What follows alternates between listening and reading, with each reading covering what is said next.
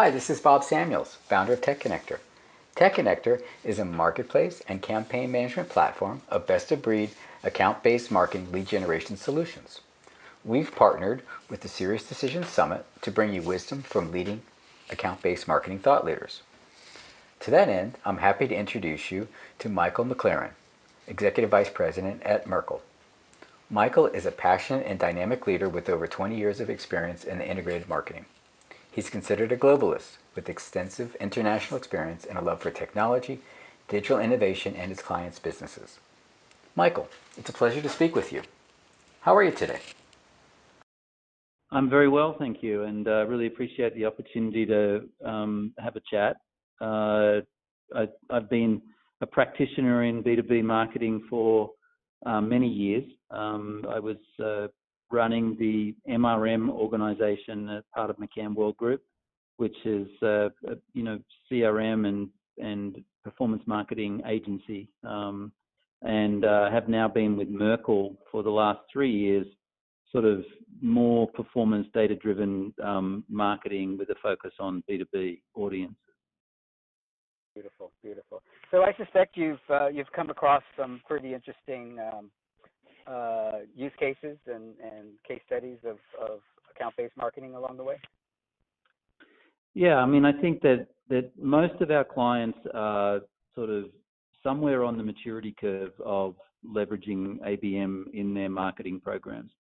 And most of those clients that are doing it are definitely seeing lift in their ROI from these programs. So, while there's still some laggards who are doing more traditional, marketing programs in B2B, we see this becoming increasingly mainstream and quickly maturing as a discipline where, you're now starting to see sub-segments of ABM programs starting to take shape, particularly around different tiers of account sizes.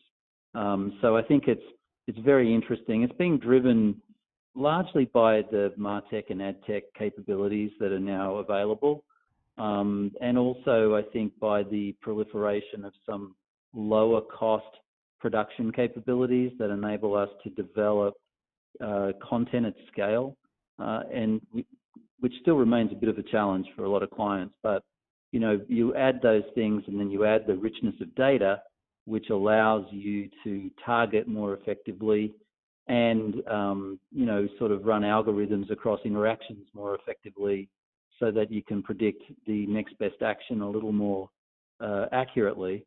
And you've got all those factors working together to say, ABM should be, I think, a cornerstone of most B2B marketers' playbook. Makes sense. One of the things I'm learning is that a lot of companies think that once they buy some of this new technology, then they have their ABM program and plug it in, and there they go. But I think they'll probably be disappointed. Seems like the planning and the infrastructure up front is going to be key.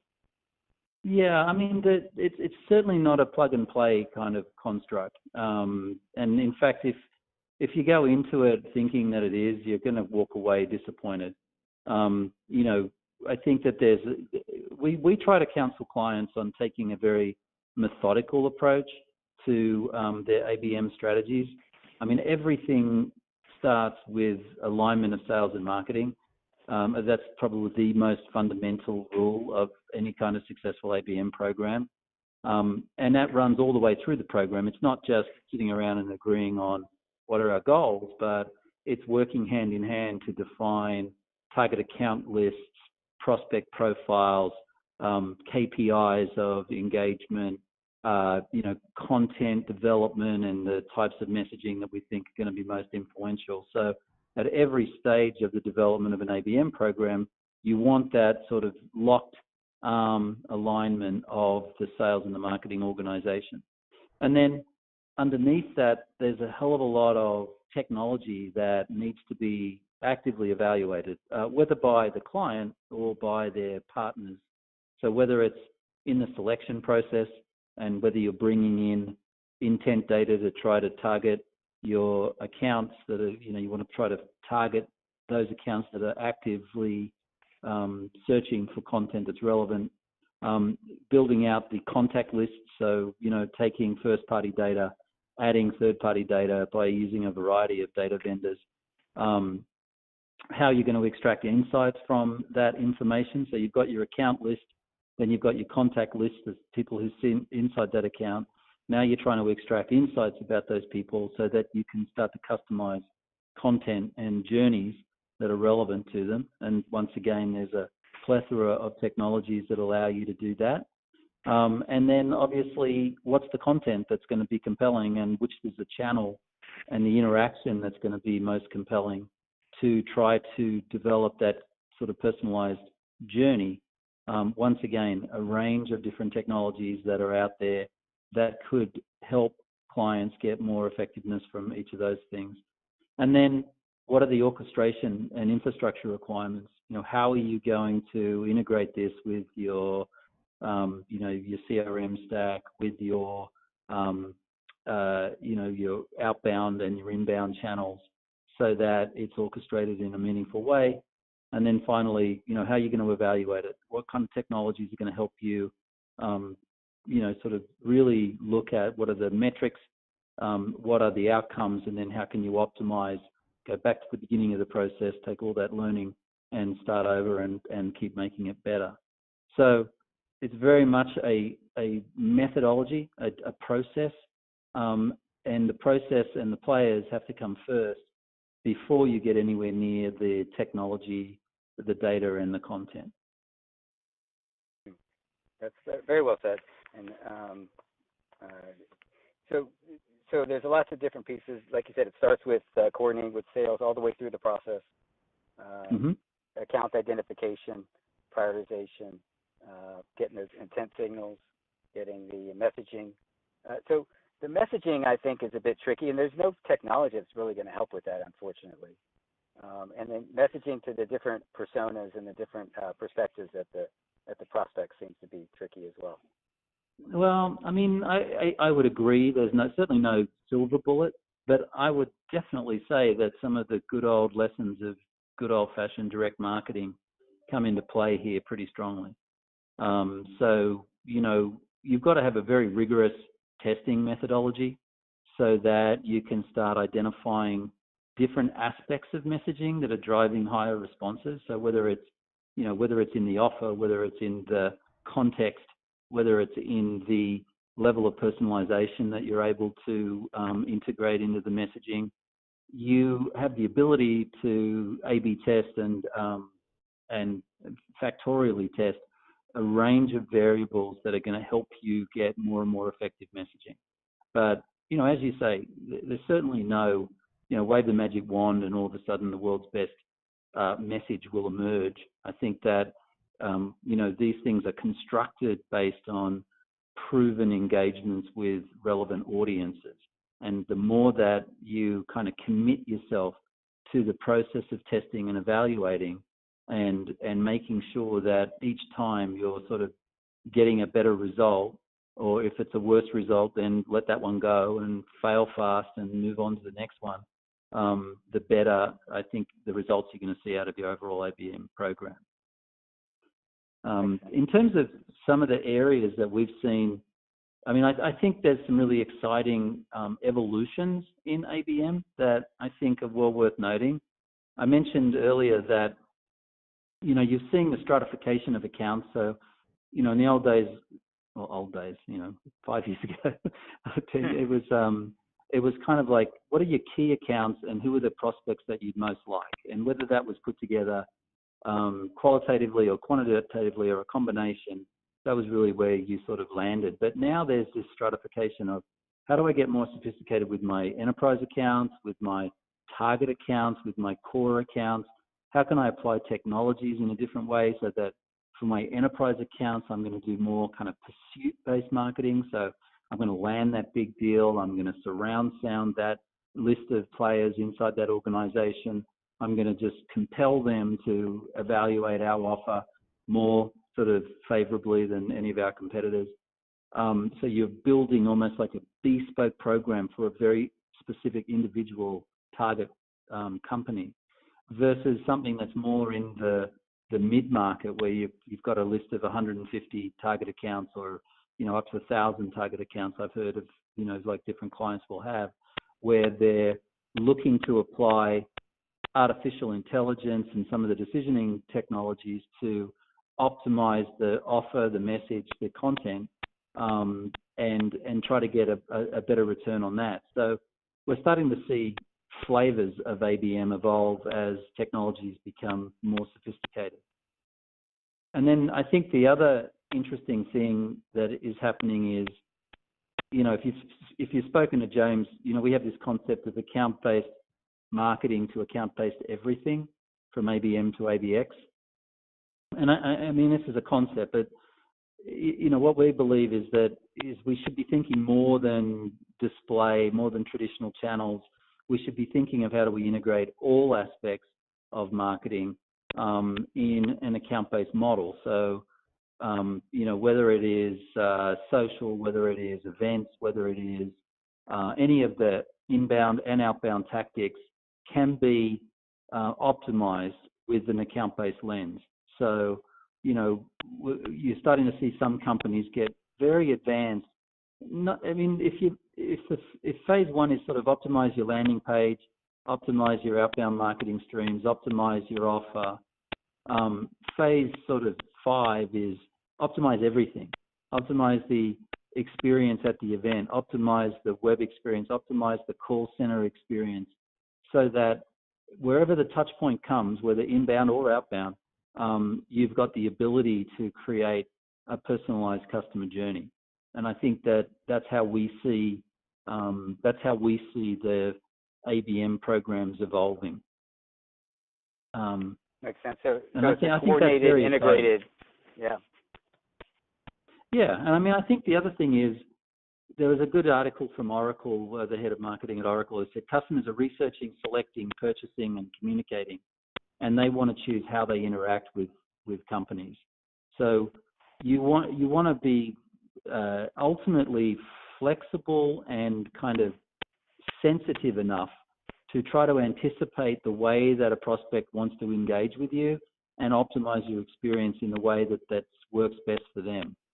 And it's kind of like, it's a very high state of awareness and then a very sophisticated technology sort of background that's going to enable that level of personalization.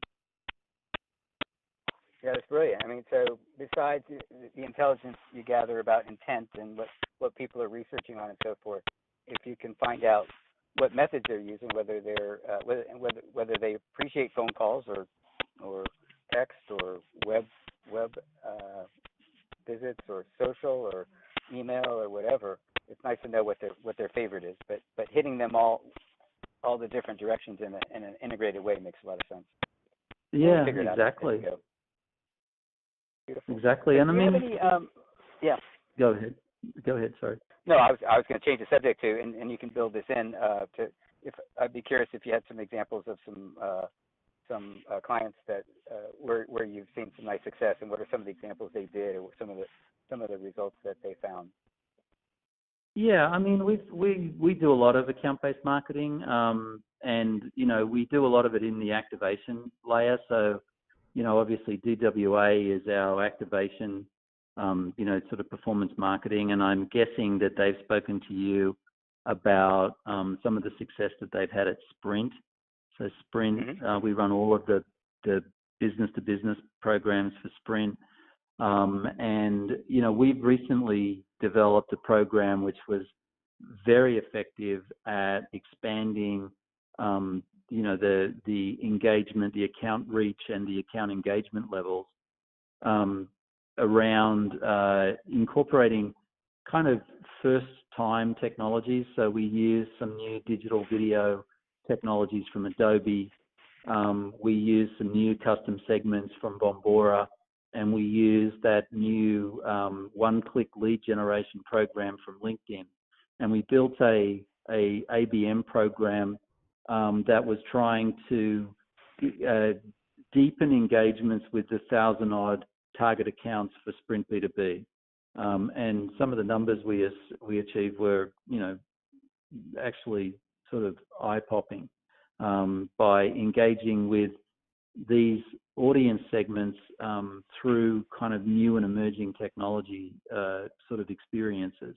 So that was one where I think we did a nice job of taking some innovative technologies that were just emerging in the marketplace, some proven approaches that we've been building on over the years with Sprint, and creating exponential growth in both reach and engagement. I should have mentioned that every ABM program has to have its unique set of, what does success look like? What are the core objectives of an ABM program? And they vary by client. So sometimes it's all around revenue. It's around conversion from MQL to SQL to sale. Sometimes it's more softer metrics. It's around the depth of engagement, number of touches, time spent with brand, and because different metrics have been proven to be indicators of deeper and longer lifetime customer value. So, every example I'm going to roll off is going to be tied to specific metrics that have been built for that specific organization. I'll give you an example of a pursuit, which I think is very interesting. We have a big client, DXC. It was the company that came out of the sort of merger of CSC with HPE services, and we were building rapid mindshare, that strategic technology, strategic consulting, and implementation. And what we did was we would identify from a variety of different sources people who within the target customer profile. So when they were going in for a big deal, and so pursuit is about close the deal for a big target account. And then we would basically surround sound them. We had location, GPS location content that was around their headquarters. We had, we knew where the travel maps were, where the executives would travel. We would sort of connect with them in airports and transit messaging. And we would do it all around a particular phase. So a big B2B acquisition is a 6 to 9 month purchase period, which I'm sure you know. So we'd build a contact plan over a 6 to 9 month period with a high proximity touch and a high combination of digital and traditional media channels. And, we can show, and we showed the client, how that engagement drove closed deals. And, we got a payback of, the 100x type of payback from those programs. So that's an example on DXC where we were able to intelligently enhance their pursuit marketing programs using the insights and knowledge that we gleaned from the known customer profile sitting in their large-scale enterprise accounts. I love the fact you built in the localized reach. That's wonderful.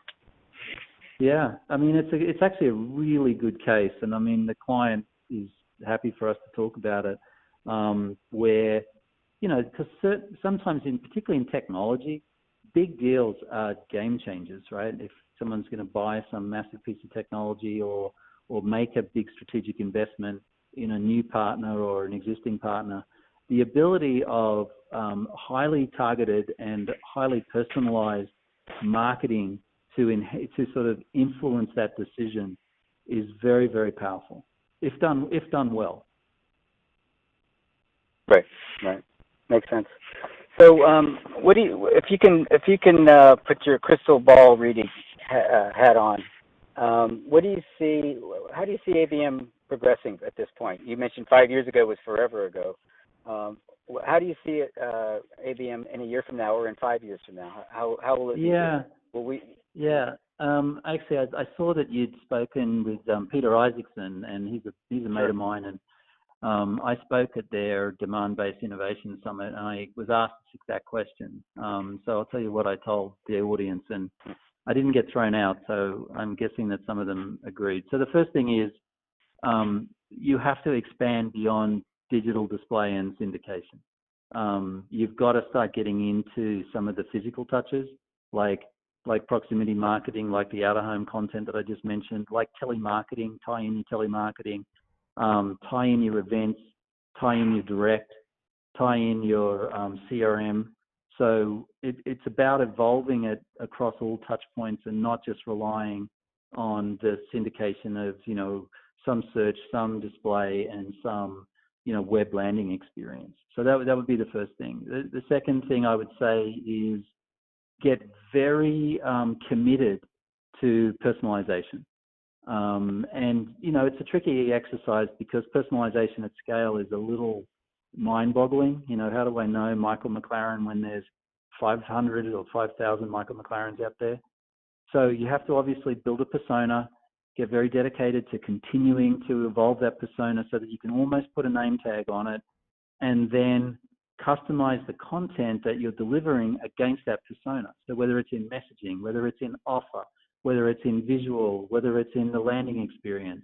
But the whole idea is you match this personalized content to the journey that persona is going through. So what happens on the first visit? What happens on the second visit? What happens on the third visit?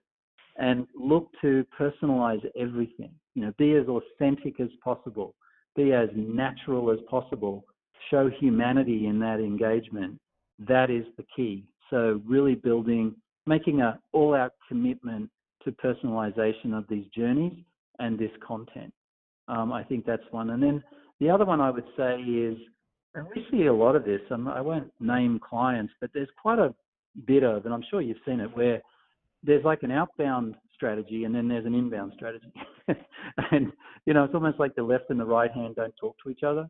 So if the outbound is about, targeting and retargeting on an IP, or whether it's about trade shows or email, and the inbound is about, stuff that hits you organically, stuff that comes in through, whatever sort of blog or content or web experiences, how are you mapping those two things? How do you use ABM as a sort of response, an effective response mechanism to inbound, as opposed to sort of sitting around waiting for those named accounts to kind of happen to find your content and download something.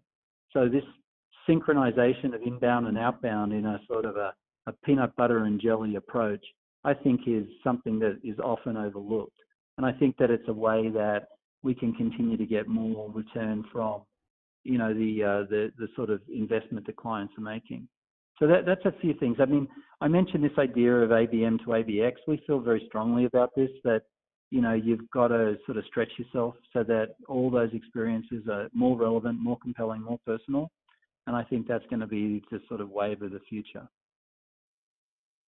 Beautiful. That's great advice. Great insight. Thank you. So I don't know. I think you've answered most of my questions I had. Is there anything that I missed? Otherwise, I appreciate your input. It's been wonderful. I think the only other thing that I would say is, there's this new, and not that new, I guess, 3, 4, 5 years, but this whole area of artificial intelligence and machine learning, and the ability to apply that sort of algorithmic-based approach to optimization. So, once you've captured intent signals from, whether it's coming from something you bought from Bombora or from your own first-party data, how do you apply that sort of AI layer to target key accounts with the right personalized messaging? We encourage all clients to be looking at these sorts of platforms to how do they make it more relevant? How do they make it more customized? How do they make it more personalized? And when you're doing mid-market scaled ABM, so you're sort of doing a one to few approach, but the few is still 500, it's very difficult for humans to make that sort of personalization call.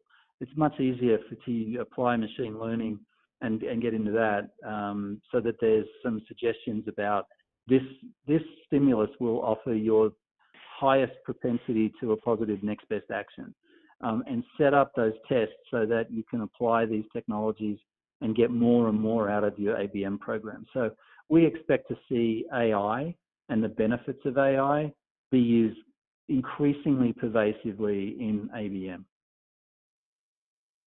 Yeah, that makes sense. That makes sense. So that's definitely, and that's as early as I mean, it's already around, but the 1 year and 5 years certainly it will get more and more intense. And then one of the things that James Miller had mentioned was the with G5 or whatever, the speed of data becoming more so and getting more data passing through. There's just it's the good news is there's more data to be able to play and extrapolate from. The bad news is you can choke yourself or hang yourself with all the data if you're well, not. yeah, and the benefit right. of the benefit of 5G, and this is where it really gets kind of mind-boggling, is, you know, a picture tells 1,000 words, right? That's just a human truth. The ability to distribute video content at scale at a highly personalized level, with ubiquitous sort of upload download speeds that 5G enables, means that all clients need to be thinking about how can they take advantage of video technology to distribute ABM messages in bite-sized pieces to a known individual. You know, so developing customized one-to-one content at scale in video and in native language. So using native language search, etc. So as these new technologies built on a 5G platform start taking stock, you've got to really think about how you're delivering this content to a customer. And let's face it, a lot of them are increasingly going to be digital natives who are brought up consuming video content. We've got to be able to help clients engage their audiences, taking full advantage of a rich 5G environment. You know, it's actually going to be a game changer. There's no two ways about it. It's actually very exciting. Cool. Very cool. I look forward to it. Well, Michael, it's a pleasure. Thank you very much for your time and your valuable insight, and I look forward to speaking with you again soon. Yeah, I really appreciate it, and I look forward to, if there's anything else I can help you with, more than happy to, and hopefully this will be the beginning of lots of conversations. I look forward to it. Thanks again. Thanks a lot. Bye. Cheers.